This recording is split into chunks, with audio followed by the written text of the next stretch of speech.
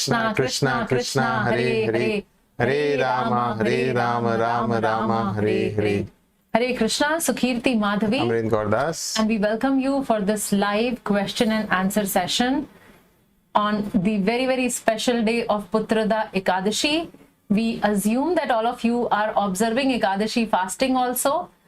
And we have received a lot of questions about Ekadashi, what things to eat and what not to eat. Like since morning, many of you have sent me message and few questions are here on the Q&A also. So just that we have a specific video design cut out just for the Ekadashi observance. So it is available at our this YouTube channel. So you can check it out for more details about Ekadashi. So let's begin with the question and answers. So first question is by Kanti Uppala. Shloka 4.6, why the word Ajo, which means unborn? Need more clarity. So there Krishna is talking about himself. He is saying that he is Ajo, he is unborn, which means he does not take birth like the other living entities whom we say taking birth, assuming material bodies, and then being in that body for some time and then leave that body and die and then get another body. So Lord does not have a material body. He does not acquire a material body, despite he seems to appear to take birth. He took birth from Devaki. So we need to understand that how the sun appears in the morning, disappears in the night, but that does not mean that sun, has taken birth and it has disappeared. Sun is always existing. So it has set in our vision, but it has appeared in some other place. So Lord is spirit, completely spirit. So that's why the Lord used the word Ajo to describe that he is unborn. He does not assume or acquire a material body. So moving to the next question by Amruta. And the question is, Mataji, I'm in chapter 2.22. Can I skip chapter 2 and 3? So Amruta, what I would suggest is that you can parallelly do. You don't have to force yourself and complete it very soon. Take your time. So continue attending the 4th chapter onwards, and probably every week at least one video of the previous chapter you can watch so that you can cover up chapter 2 and 3 also. Moving to the next question by Malati Soumya Narayan. Where can I get audiobook of Srimad Bhagavad Gita with shloka recitation and description of each verse? So we have already emailed you the link, Malti, because when I was going through the question, I found that. So we have already emailed you the link, and you can check your email for that. So we have shared the, on our channel, there is this audio recitation with meaning. So that one we have shared. Okay. No, we have shared the entire Bhagavad Gita audiobook. Okay. Okay, next is Divya Narsimhan. Can the question go up a little bit? Yeah. Hare Krishna, chapter 4, verse 8, Lord Krishna states that he would appear to re-establish principles of religion and annihilate the miscreants just curious in this current material world. Does he really wait for much more to happen or wait for huge impact? So, if so, how much of impact to appear? Thank you both. Okay, Divya, I think your question means that there's so many demoniac elements present right now, and so to annihilate them, when would Krishna appear? How much they have to create a disturbance so that Krishna appears? So in that particular verse, when Krishna is saying that he appears yuga after yuga, when he appears millennium after millennium, so in the previous millennium Krishna appeared as Lord Krishna, and he of course killed so many miscreants, and finally there was this Mahabharata war in which practically all the demoniac elements were killed, and the Lord again appeared in Kali Yuga as Lord Chaitanya. Now we need to understand is that the age of Kali is very degraded, and if the miscreants have to be killed, practically every second person on this planet has to be killed, because that is the nature, and everybody is very atheistic, and they have these kind of tendencies. So therefore Lord appeared in Kali Yuga, but he did not use the weapon to kill. He used the weapon of Nam Sankirtan, or congregation chanting of Hare Krishna, Krishna Krishna, Hare Hare, Hare Rama, Rama Rama, Hare Hare. So Lord used the weapon of Nam Sankirtan not to kill the person, but to kill those demoniac tendencies in the heart. So this is the situation, and we see that how gradually Lord Chaitanya preached all over India, and now we see by the grace of Srila Prabhupada, now Lord Chaitanya's movement has reached so many countries worldwide, and it is just the beginning. Gradually and slowly, this Harinam Sankirtan or chanting of the holy names will reach every town and village. That's a prediction made by Lord Chaitanya himself. Gradually that is happening.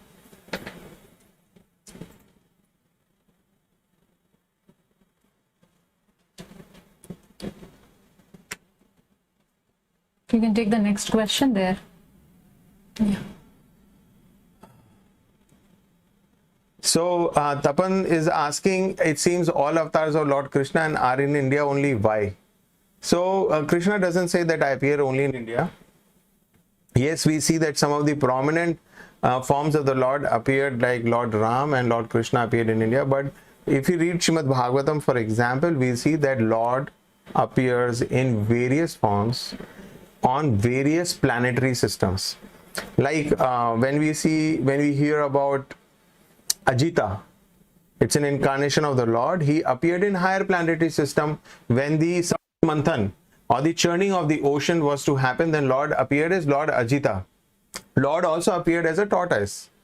And then we see during the liberation of Gajendra, that was again not on the earthly plane. It was some higher planetary system. Lord appeared there again to deliver and to rescue his devotee Gajendra. So it is not that he appears only in India. In fact, it's very interesting. Actually, earlier the whole Vedic tradition was all over the world. That's why some of the relics points toward that. See, the Vedic tradition, or when the Kali Yuga started, of course, the Vedic tradition started to decline. But we still have relics. For example, if you go to Southeast Asia, there are so many temples. There are a lot of Shiva temples. There are some Vishnu temples. Like Angkor Wat has one of the biggest. Angkor Wat is has the biggest sun temple in the world, right? So there are many such temples. In fact, there are similar temples in Greece where they would worship different devatas. There is a recovery. There was some time back, there was a recovery of a Vishnu deity from Russia. So this culture was spread all over the world, but gradually it has kind of declined. So if you are looking at why Lord appeared only in Bharatvarsha, Bharatvarsha again would refer to the entire earth, not just to India. But India, yes, is considered to be the holiest of all places. And the Lord has chosen that. So we have somehow appeared in this land, and it is our good fortune. Second question is, any demon outside of our country? Is what not any demon outside of a country? Yeah, in Mahabharata war, in fact, it is mentioned that how the warriors to fight in Mahabharata war came from all over the world. It is not just the warriors came from India, but the warriors came from all over the world to fight that big war. So moving to the next question by Sirisha. What is the relationship between Sanjaya and Dhritarashtra? So Sanjaya was Dhritarashtra's charioteer. He was a chariot driver, and he is the one who was blessed with the vision to see what was happening in the battlefield, and he is the one who describes the events of Mahabharata to Dhritarashtra. Moving to the next question by Arun. In 4.1, Bhagwan Krishna says he instructed Gita to sun god Vivasvan and Vivasvan to Manu. But in Bhagavad Gita, page 31, the Disciplic Succession, it's given from Krishna to Brahma and so on. Nowhere Vivasvan and Manu are mentioned. Request for clarification of this difference. So, Arun, if we read that particular verse, Evam Parampara Praptam Imam Raj Rishyo Viduhu, so there Krishna himself is telling that though he gave this knowledge to Vivaswan, sun god, and it started traveling, but then what happened? Sakalene Mahata Yogo Nashtav Parantapa. So that knowledge, that chain of disciplic succession was broken. So that was broken, and that is why Krishna was giving the complete knowledge of Bhagavad Gita once again to Arjuna. Now, when we talk about disciplic succession, so it happens in two ways. One is by taking proper initiation and accepting the Guru. Second is by understanding and agreeing to the conclusion of the disciplic succession and accepting that person as our Guru. So on that basis, we have Siksha Guru and we have Diksha Guru. And Siksha Guru, or the one who gives us the conclusion of the Vedic scripture, that is equally important. So when we talk about Krishna and Arjun, it was basically the Siksha transfer. The knowledge, Krishna is giving the knowledge, though he does not formally initiates Arjun, but he gives the conclusion of the transcendental knowledge. Now, you are referring to page 31. So if we read there, so it is mentioned Brahma, Narada, and then Vyasa. So now Vyasadev is the person who receives this Bhagavad Gita knowledge verbatim, because he is the one who wrote everything, the entire Mahabharata. So this is how this knowledge was traveling in Ganesh ji wrote. Yeah, I mean he dictated, yeah. he dictated, and Ganesha did the transcribing work. So this is how Ved Vyas actually directly receives this knowledge. So that is how it is being mentioned about that particular disciplic succession. So hope that answers your question. We'll move to the next question. So we take one question per person. Yes. So we'll scroll down. Arun, you have a second question, but we will answer it over the email as we are taking one question per person. Sai Subramanian, in class we learned that things deteriorate. Is there anything which doesn't deteriorate? Oh, of course. Whatever spirit does not deteriorate, we are spirit soul. So spirit soul retains its qualities. So all the qualities which Krishna mentions in the beginning of the second chapter, and the qualities of the soul, that it cannot be cut, it cannot be withered by wind, it cannot be burned by fire, it cannot be moistened by water. So similarly, so many qualities are mentioned by Krishna. And one of the qualities mentioned there is that the soul is unchangeable, right? So soul per se is spirit in nature, and therefore time has no effect on it. But of course, we are illusioned, we are delusioned by Maya Shakti of the Lord. We have so many desires to enjoy and lord it over the material world, and therefore we have to keep changing our bodies, move from one body to another. Okay. So moving to the next question by Shiva Prasad Siva Gurunathan. Hare Krishna, as plants also have life, how does eating fruits, vegetables and greens is not considered as sin? Since plants also have life in similar way, how come cow milk is not considered non-vegetarian? Please clarify. So what I understand, Shiv Prasad ji, you are basically asking about three things: fruits, vegetables and milk, cow milk. So talking about fruit, vegetable, milk, everything, actually everything in general, if we take without offering it to Krishna, then that carries sin. So that is why in Iscon we do not emphasize on becoming vegetarian. Our emphasis is becoming Krishnatarian or Prasadatarian. So we offer everything to Krishna and then we accept his remnants. So in this process, what happens is it is an expression of our gratitude, and we express, we offer it to Krishna and then we accept it as his mercy. Now, we need to understand that every living entity, in order to survive, has to eat something to maintain the body. And that is what has been provided by nature. So each and every living entity has certain food designated for him or her. But if we are eating that food without offering it to Krishna, then we of course get certain degree of sins associated with it. And this happens mostly in human beings, that we transgress our basic nature. Otherwise, like if we see cows, they will not eat non-vegetarian, no matter even if they are starving or whatever, they don't eat non-vegetarian food because they are not designed that way, right? And similarly, tiger would not eat grass. So they don't like flip-flop here and there. But this choice is given to human beings and they sort of exploit it. So the whole point is that if we are not offering it to Krishna, then we are of course incurring sin. And this is what we discussed in detail in chapter number 3, I think verse number 12, where Krishna says that if one eats without offering me, then without offering as a sacrifice, then he verily gets the sin. So hope that answers your question.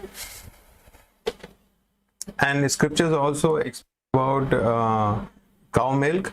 So usually the process is that whatever the milk cow has, some milk is kept for the calf and the balanced milk is used for human consumption. And we see that if we read about Lord Krishna in Vrindavan, he was himself a cowherd boy, and so they would actually serve the cows, and they would of course use the milk from cow. So right. We can see that some of you are typing the questions in the chat window. So we request you to send the question at the Q&A link, and then we will take the questions from there in a sequential order. So moving to the next question. Okay, so Raghu, your question is it correct to do Ekadashi fast only by drinking water without eating anything? Raghu, if you can fast on Ekadashi just with water, great, you can go ahead with that. Srila Prabhupada has instructed all the followers of Iscon that the main idea behind Ekadashi is to increase devotional services. So if you can manage, and if the hunger does not really bother you much, you can just be on water.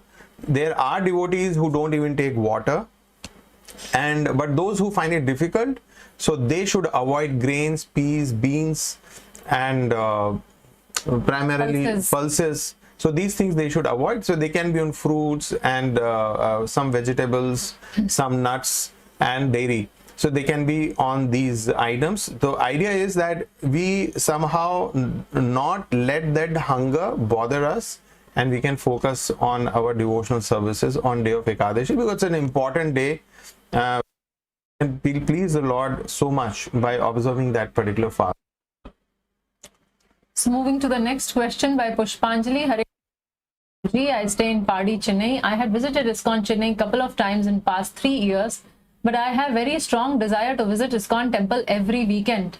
But the distance from my residence at ECR road is too far. There is no direct bus or train facility. Also, I am having small 2 years baby. Traveling in multiple mode of transport along with small kid every week is little difficult. Ola Uber is somewhat expensive. I love Jagannath, Baldev, Subhadra so much there. They look so beautiful. My last visit was on 9th Jan 2021. Since I am not able to make it every week, I feel very disappointed. What should I do? So Pushpa, right? Pushpanjali. So Pushpanjali, it is so wonderful to hear and that how attached you are to the deities and to the temple, and how much you crave for the darshan and for some services. That is wonderful. In Iscon, we have something called Bhakti Vriksha also. So Bhakti Vriksha are the small centers which we can find out, probably it's there closer to your area as well. So you can visit our Iscon Chennai website, and there is an entire list of Bhakti Vriksha. There is a Bhakti Vriksha center close to your place. Probably what you can do is every week you can start visiting there, and probably once in a month or once in 2 months for the temple visit. Plus, apart from that, there are a lot of services which you can engage yourself even while staying in your house.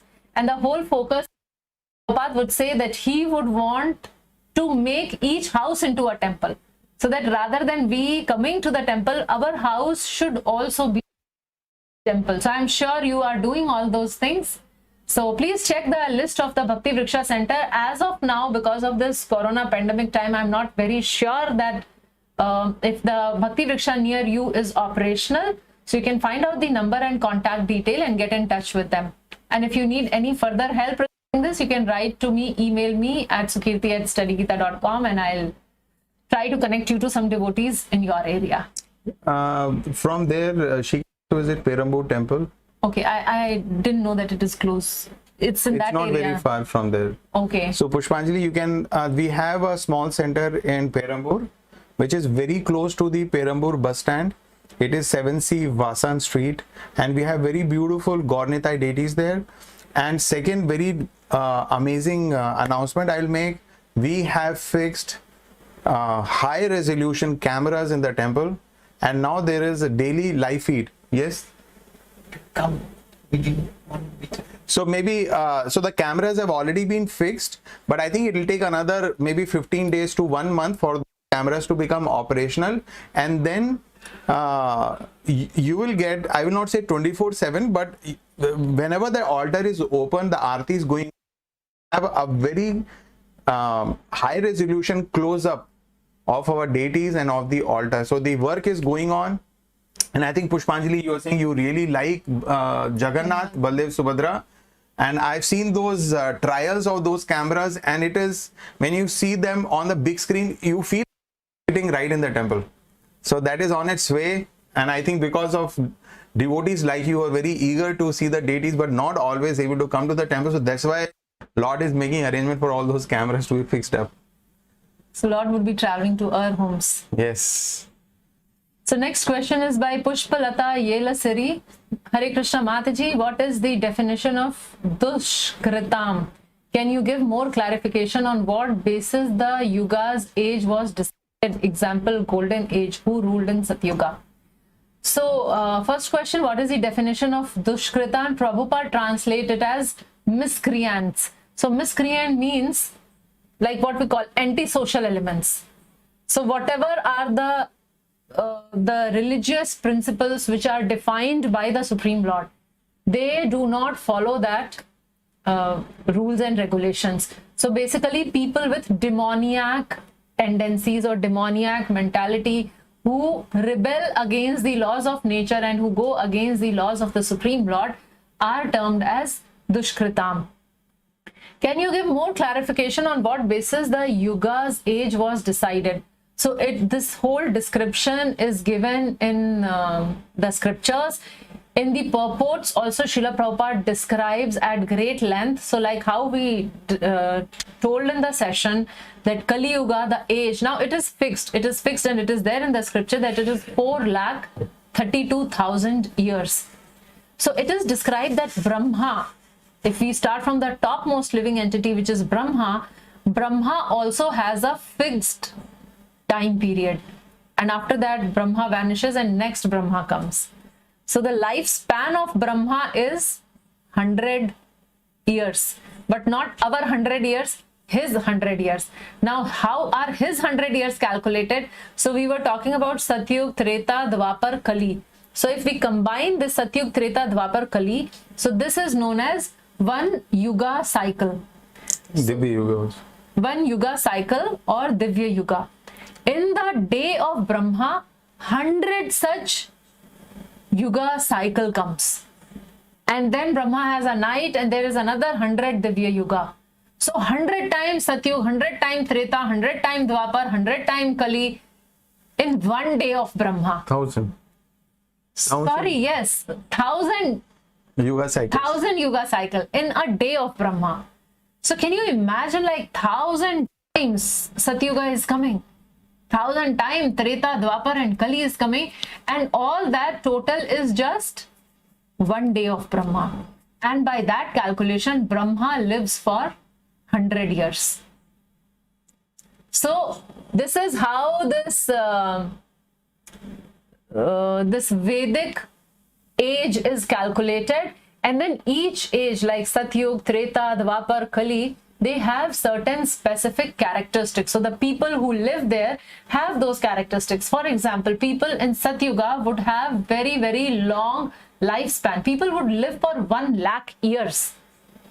Like if we read about Vishwamitra, he was sitting in and he was doing some tapa, he was doing austerity for 60,000 years. So that is how the lifespan was there in Satyuga. Then came Treta Yuga and the lifespan deteriorated. So this is how the lifespan becomes lesser and lesser. So the qualities are at its best during Satyuga and that is why it is known as Golden Age. And then comes Treta Yuga, which is known as Silver Age, because the qualities decreases. For example, lifespan becomes 10,000 years. And then comes Dwapar Yuga, the qualities further deteriorate, the lifespan becomes 1,000 years. And then comes our wonderful Kali Yuga, where if people live for 70, 80 years and we start thinking, iski to life badi lambi hai, he is so fit even at 70 or 80. So this is Kali Yuga, where the lifespan average is maximum 100 years. So like this, the qualities are different in different Yuga. That is why on that basis, it is known as Golden Age, Silver Age, Copper Age, and Iron Age. So hope that answers your question. You would like to add something? Yeah, actually there are 4 pillars of dharma: mercy and truthfulness, austerity, compassion. And compassion. Compassion is mercy, actually. Yeah, cleanliness.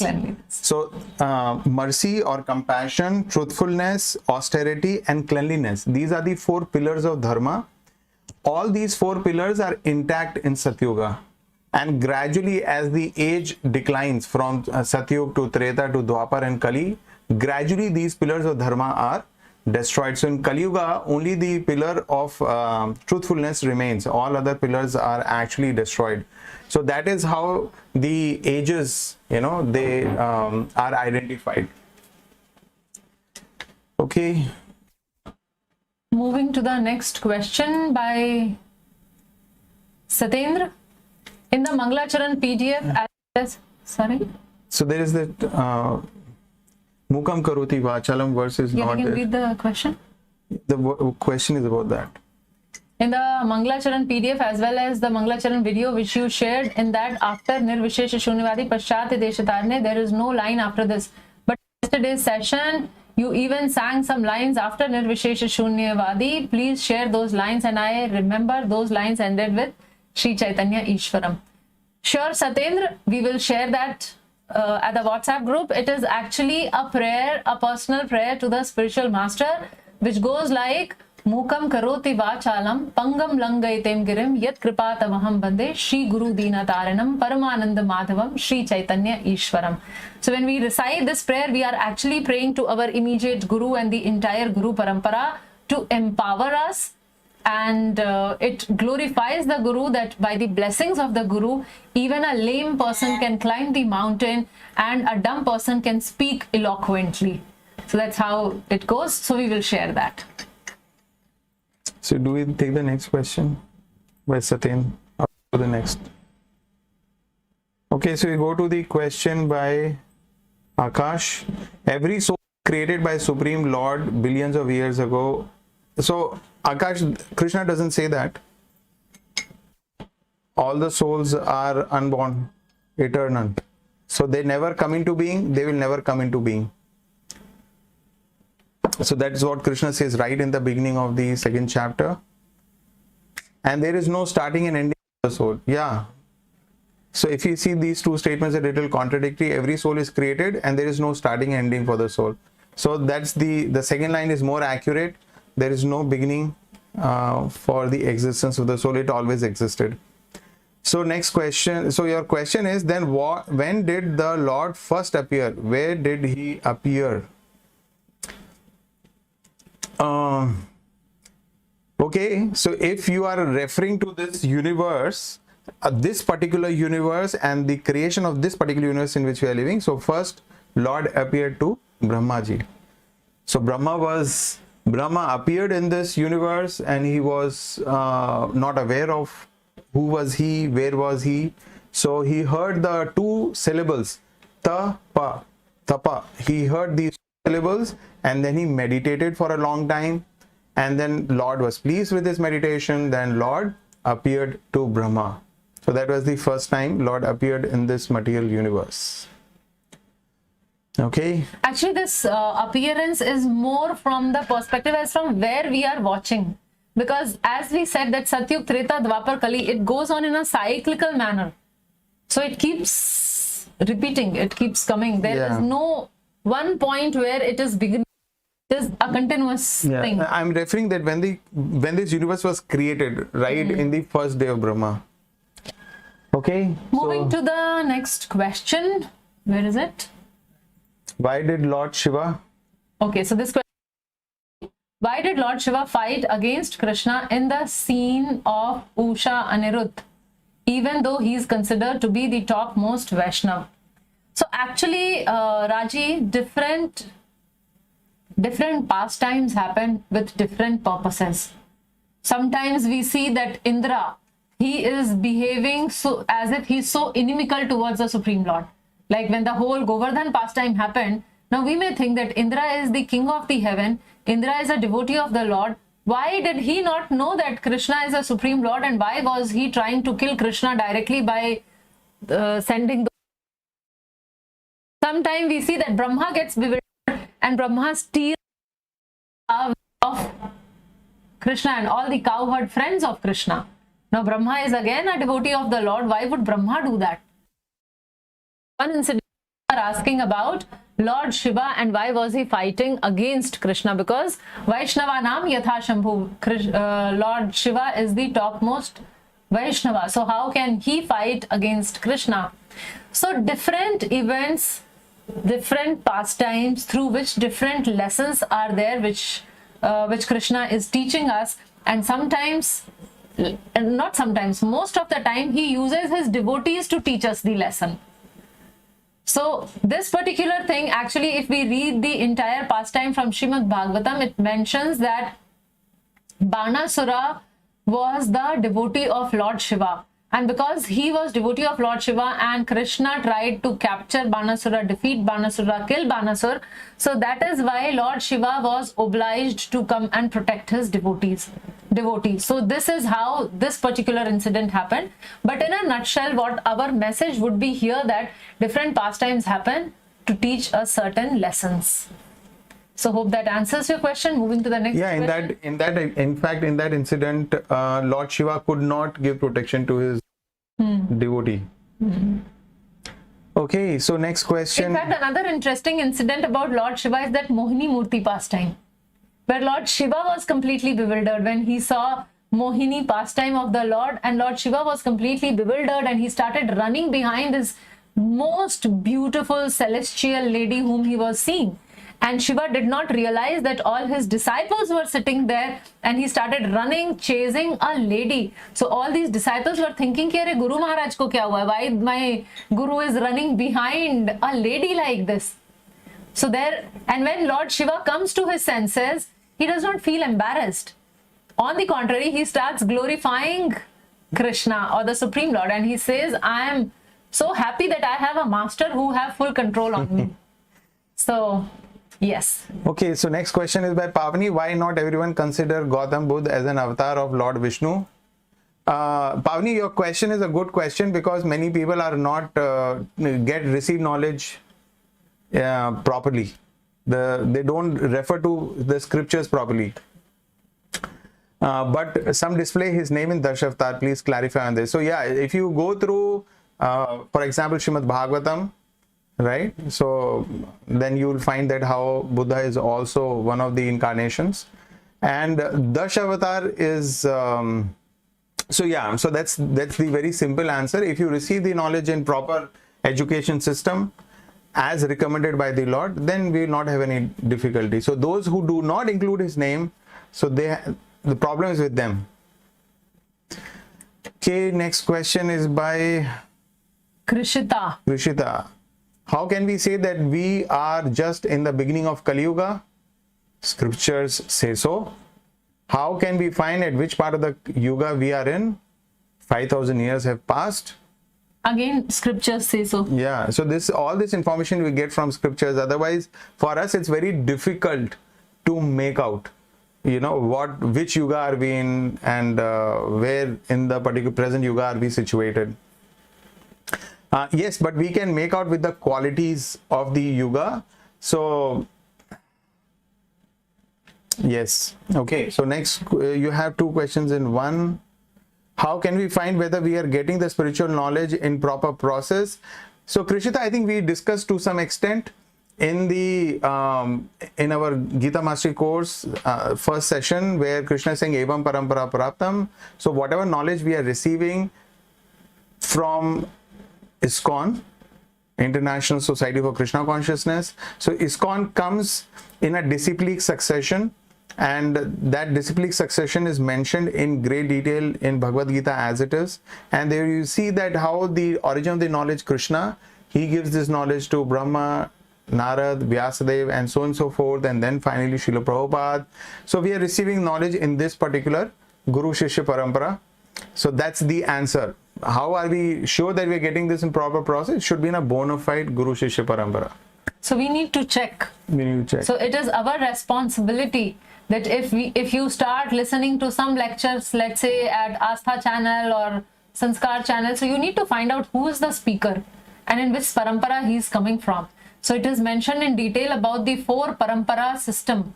If you remember in our Gita Made Easy class, those of you who have no memories of that session, I request you to go back and attend the 4th session of Gita Made Easy, where in detail we spoke about these paramparas, the authorized paramparas. So 4 parampara which are bona fide in current time. So the knowledge has to come from one of these 4. So if you are receiving knowledge from somebody, then it is your responsibility to inquire and check that you are getting the bona fide knowledge. Who's their guru, who's their guru, who's their guru, and which parampara. Finally, the parampara, the guru disciple succession should end with the Supreme Lord. Okay, moving to the next question by Ankita Dadure. May I know if there is any course for kids? Yes, Ankita, we do have course for kids. And these days we are having online classes for children. So what I would ask you to do is write a mail to info@studygita.com and we will send you the details of the contact person and the course details. So please email us at info@studygita.com. Moving to the next question. We came to know how Lord Krishna is the Supreme Lord and all incarnations is also descendant from Lord Krishna. Could you please share the reason behind why Lord Krishna appeared as Shyam Sundar from at the end of the Dwapar Yuga alone? Is Lord appeared with same form in previous yugas as well? Hari Prasad, it is one. You remember in the chapter 4 when we were discussing this first section, we said that Lord appears by his own sweet free will. So he cannot be obliged or forced to appear, number 1. Second, so Krishna appears only once in day of Brahma. Just describe the day of Brahma. Yeah, so you just did that. Yeah. So we discussed there is a yuga cycle, Satyug, Treta, Dwapar, Kali. This is one Divya Yuga, and 1,000 such yuga cycles are in one day of Brahma. Krishna appears only once during the entire day of Brahma. So now Krishna has already appeared 5,000 years back. He will not appear again in this age, in this day of Brahma. He will only appear in the next day of Brahma. So we must also appreciate how fortunate we are that Lord Krishna has appeared just 5,000 years ago and Lord Chaitanya Mahaprabhu has appeared just 500 years ago. So we are in very, very specialized time zone as of now, and we must try to take full advantage of it. Yeah, so if you're asking a question, why is because Krishna himself says Srijamyaham, and we discussed that there is no hard and fast rule. Krishna decides when he wants to appear. And that is then recorded in the scriptures. So we get the evidence from the scriptures. Okay, next question is from Anupam Sharma. And the question is, in the disciplic succession, we don't see the name of Arjun. Is there any succession from Arjun as well? So Anupam, I hope that you heard initially, I think the 4th or 5th question of this session was the same point, and I discussed in detail as how Arjun's name is not there because he is a Siksha disciple. But then Vyasdev's name is there, who actually received this whole knowledge in verbatim and then he got it transcribed. So, yes. Okay, next question is by Shailendra. Shailendra, I think your question, we'll read the question quickly. My question pertains to Shloka 7, chapter 4. It says that whenever there is a decline of righteousness, I, Lord Krishna, manifest myself. My Lord, my question is, as on today, decline of righteousness is perceived to be more than during Mahabharata. then when, as per spiritual literature, Lord Krishna is likely to manifest in this age. So when there is a point of Lord descending, so either Lord personally descends, or he descends in any of his expansions or incarnations, or Lord may descend or may send his representative. He may send his son, he may send his other empowered representatives to do that on his behalf. So having said that, we have discussed just now that Krishna appears only once in day of Brahma. And we also heard in one of the previous sessions, questions I was explaining that Krishna appears every millennium in different incarnations. So in our present age, Lord appeared as Lord Chaitanya, and the weapon he is using to re-establish the righteousness or dharma is through the chanting of Hare Krishna, Hare Krishna, Krishna Krishna, Hare Hare, Hare Rama, Rama Rama, Hare Hare. So through this congregation chanting of the holy name, the principles of dharma are being re-established under the guidance of Lord Chaitanya and Srila Prabhupada. Okay, so next question. Next question is by Punita Narayanan. Hare Krishna Mataji and Prabhuji, could you please clarify again why gentlemen are called Prabhuji and ladies are called Mataji in Iscon? You want to answer that? I answered in the morning. Yeah, so okay. The reason is very simple. So when we meet a devotee, like we want to serve the Lord, we also want to serve Lord's devotees also. So that's why we consider Lord as our supreme master. We also consider the devotees as master. So if you are in a mood of that devotee is a master, I am his servant, so I'll have some humility and I'll have some tendency to serve the devotee. And Krishna is also very pleased when we serve his devotees. Then he's very, very pleased. Like for example, a parent, like for example, if you are a parent, Punita, and you have kids, so there is somebody who comes and who is very nice, not care for your children, how do you feel? And then there is somebody else who comes who offers you respect, but then he is also very, very nice to your children. Then of course your heart will really open up to such a person. So Lord appreciates who worships him, but he appreciates the most when we serve his devotees. So that's why these the devotees are called Prabhuji. Prabhu means master. Of course, not Supreme Lord, but as a of the Supreme Lord, and therefore he is my master. And ladies are considered as Mataji. So except for the spouse, all other ladies are considered as mothers, so that we offer them the requisite respect which is accorded to the mother, and they are not seen as an object for sense gratification or sense enjoyment. So they are referred to as Matajis in Iscon. Moving to the next question by Pushpanjali. Can we take green matar on Ekadashi? No. Peas and beans are prohibited on Ekadashi. Moving to the next question by Sarita Ramakrishnan. In Shloka 15 and 16 of chapter 3, it is mentioned that Vedas are no different from Supreme Lord. Yesterday's session, while studying Shloka 1, it was mentioned that Bhagavad Gita is equal to Vedas. In that case, why Vedic rituals are considered inferior to Krishna conscious activities? Please help to get better understanding. Can you scroll up?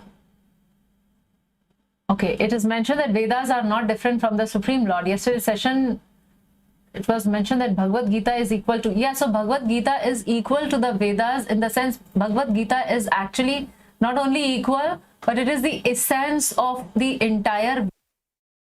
So the entire Vedic knowledge is huge, and it contains certain portion. I mean, there are different portions or categories. And if, like for example, if we have a fruit, if we have say mango, so mango will have skin, pulp, and mango will also have seed. But if we take out the juice of the mango, then it will just have that sweet rounded, and we can very easily digest it. So similarly, Bhagavad Gita is the juice of this fruit of Vedic literature.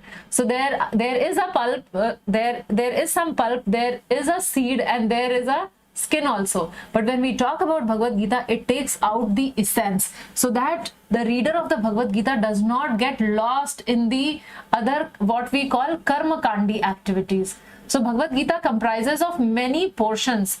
See, like we were discussing in the 3rd chapter when we were talking about the yoga ladder. So we mentioned there that there are different degrees of people. So there are Sakam Karma Yogi, Nishkam Karma Yogi, Yogi, and Bhakti Yogi.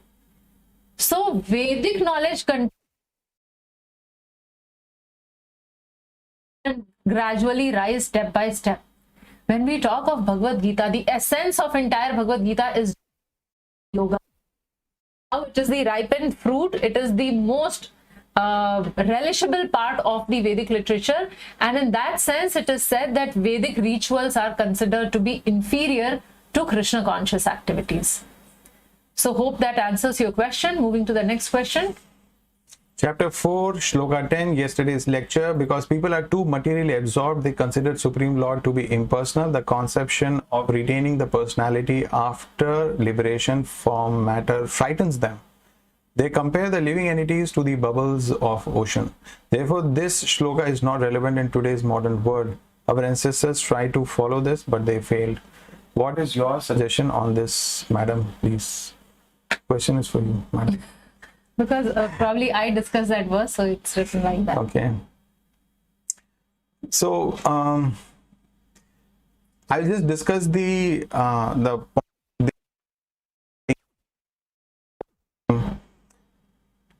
See, when we have a body, we have to go through so much of tribulations because of the body.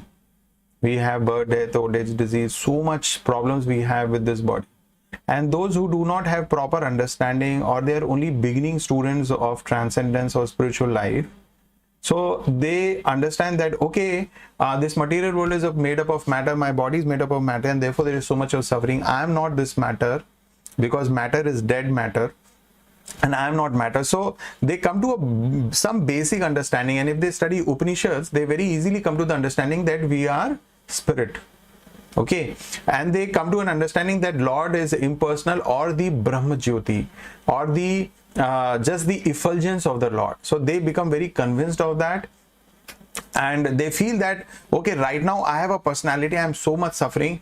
After liberation, I will not have any personality of my own, and I will merge in the Brahm effulgence. So then that way all my problems will be resolved, and I'll be very peaceful. So this is how those beginners in spiritual life, some of them who study the Upanishads, they come to that conclusion, and they try to move in that way. So if they are told, no, after attaining liberation also, the soul retain its personality, and the person continues to exist even after liberation, then they become very frightened. Oh, right now I am suffering so much. Even after that, if I continue to have my personality intact, then again all those problems will come, right? So that's the kind of misconception they have. So therefore, we see that the best understanding of the scriptures or Bhagavad Gita is that our personality can never be destroyed. We are a person. We continue to remain a person even after liberation. And if we become devotees of the Lord, we develop a loving, affectionate relationship with Him. We develop a friendship with the Lord, or a loving relationship with the Lord. So after liberation, after leaving this material world, we go and continue to live eternally with the most wonderful and the happiest person in the entire existence. So then we actually start looking forward to meeting the Lord, right? So I think we can take the next question also, because it is slightly overlapping. Okay, so that question is by Smita Karan. Our ultimate aim is to become one with the Lord. I understand. However, in today's class, Guruji says that we cannot become the Lord. So I understand that it is because we are still a beginner in our spiritual journey. Smita, one thing that we need to understand is we can never become God. So that's why it is very important for us to, Smita, I request you to study the second chapter, those verses from 10th verse onwards to 25th, 26th verse. Repeatedly you read them and you see the qualities of soul told by Krishna. So if you meditate on those qualities of the soul, we understand that qualitatively we are similar to God, but quantitatively we are way different. Or the verses like Sukirti was explaining in that fourth chapter, that how there is a very clear distinction between the Supreme Lord and the living entity. When he was explaining between Arjuna and himself, when Krishna was explaining that. So one, we have to be very, very clear, we can never become God. We are insignificant, minute spirit souls. So those of us who do not establish a loving relationship with Krishna and who are not very keen in that, so they may attain liberation by following the various process of Gyan Yoga, Ashtanga Yoga, or Bhakti Yoga. You cannot practice without having devotion towards the Lord. So practicing one of these yoga systems, which are very difficult in the present age, and so you may gain liberation, but then you will go and become situated in the effulgence of the Lord, because you don't want to be, because one does not want to be with the Lord, right? So our ultimate aim is not to become one with the God. Our aim is to become a loving servant of the Lord, to develop an affectionate relationship with the Lord. Like we have so many devotees in Vrindavan. We have Mother Yashoda and Nanda Baba, who are like parents. They have so much of Vatsalya bhav for the Lord, the parental love for the Lord. There are so many gopis who have so much conjugal love for the Lord. There are so many Gopa friends, who have a very friendly relationship with Krishna. And there are so many servants who have Dasya relationship with Krishna, right? So our aspiration is not to become one with the Lord. Our aspiration is to become either a friend, a lover, or a parent, or a servant of the Lord, and be with the Lord, and continue to have an amazing ecstatic existence in that.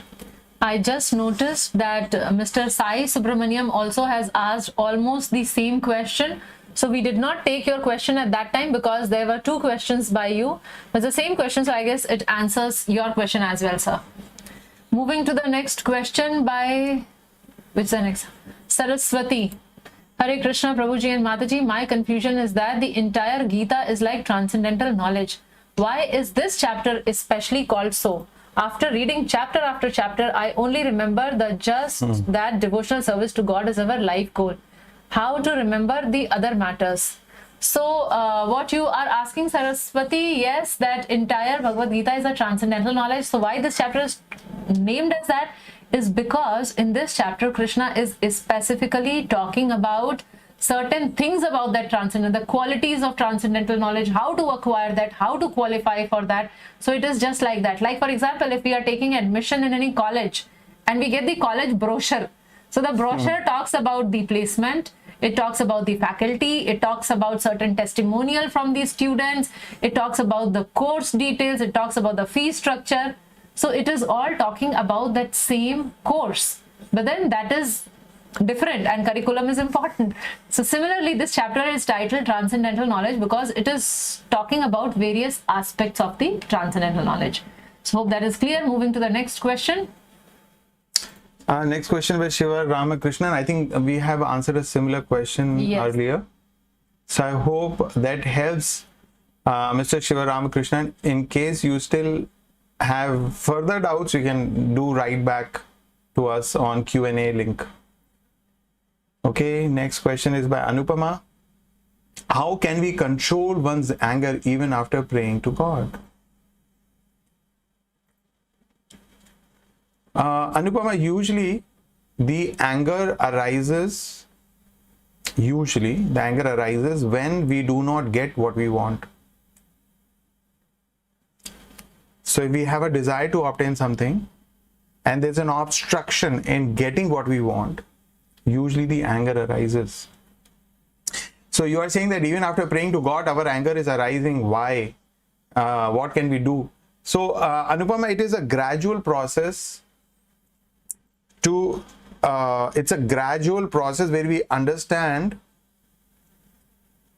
that there are certain things which we receive as a result of a karma. There are certain things which we do not receive because we don't have our sufficient karmic balance to receive certain objects that we want, and we accept it as our destiny, right? We accept that, okay, so I don't have sufficient karma. Now I may desire, I need a big Mercedes or a BMW car.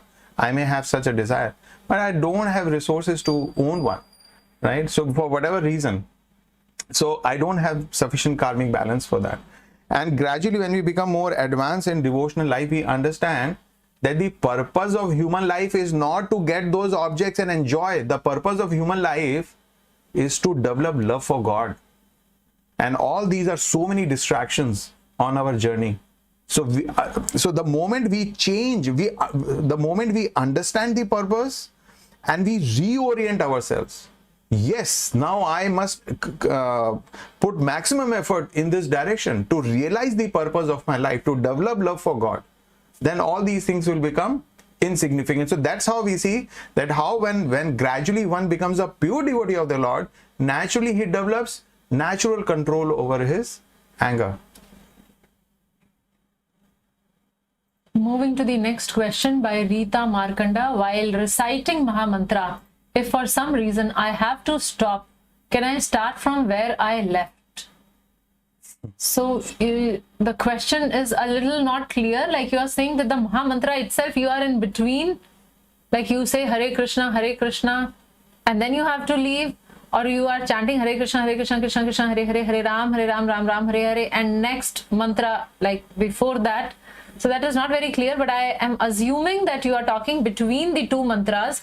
So if you are chanting one round and in between you have to leave, it is better that we do it from the beginning. We'll be chanting few extra times. And if not, anyways, for Hare Krishna Maha Mantra, there is no hard and fast rule. So you can continue from where you leave also. But ideally, at least one round, we should chant at one go. Moving to the next question by Sai Priya. Why does even a pure devotee not remember his or her past few lives? Is it because we were also so demoniac and materialistic in those past few lives? Sai Priya, if you remember, when we were talking about past life memories, we also made a point that those who do not remember their past lives are actually not so sinful. They are kind and nice people, and that is why they do not remember their past life, because past life memories cases, we saw that generally it was a very traumatic death for them. And that is how the impressions were so strong that they would remember in the next life also. So if one does not remember past life, then it is a good thing. So it is not that we were demoniac and that is why we do not remember. It is that we had a natural death and that is why we don't remember. Moving to the next question. I am so dumb to have chosen the worst parents on earth and the most poverty-stricken home to be born in. Is that the end of the question? Yeah. Okay. Right is left. Yeah. Yeah, right is. Okay, so the question is not clear. Am I so dumb to have chosen worst parents on earth and most poverty-stricken home in two to be born in? What is the question then? So you can explain that question over the Q&A link and then we will answer that. It's clear to you, then you can speak. Yeah, question is very clear to me. Yeah. Cyprus is very simple. The parents that we receive, the kind of home that we receive, is it rich or it is poor, it is healthy or it is sickly, it is all connected with our actions that we have done in the past life and the life before that.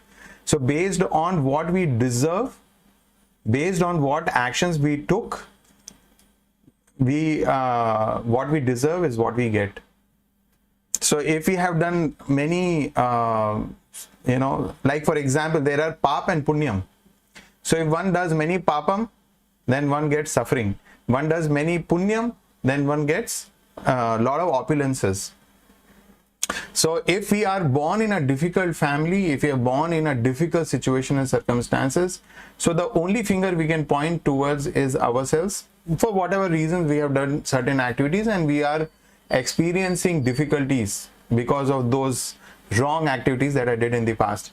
But anyways, I'd like to bring your attention to this, Sai Priya. Don't worry about what you have done in the past. Don't worry about what is present in the present situation we are in, because we cannot change. Can we change our parents? No. Can we change our present circumstance in that sense? Yeah, we can try our best to get proper education. We can try our best to get a proper occupation,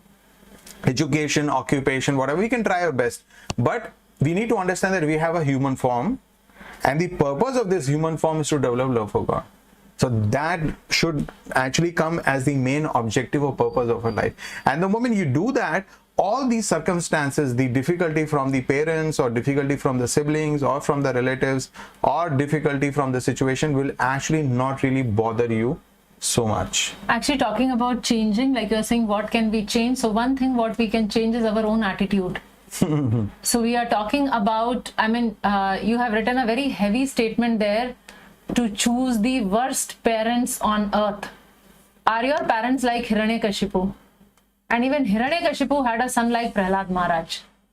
And when Hiranyakashipu dies and the Supreme Lord asks him for a benediction, Prahlad Maharaj asks for his father to be forgiven. So that is the attitude which we need to cultivate. So this is not going to help out if we label people, if we judge people, and if we call our own parents as the worst parents. It's not going to help you in any way.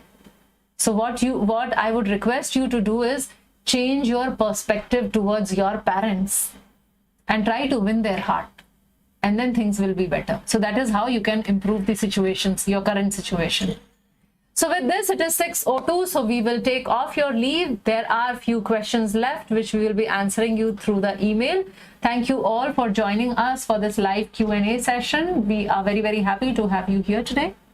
Hare Krishna, Krishna Krishna, Hare Hare, Hare Rama, Rama Rama, Hare Hare. Srila Prabhupada.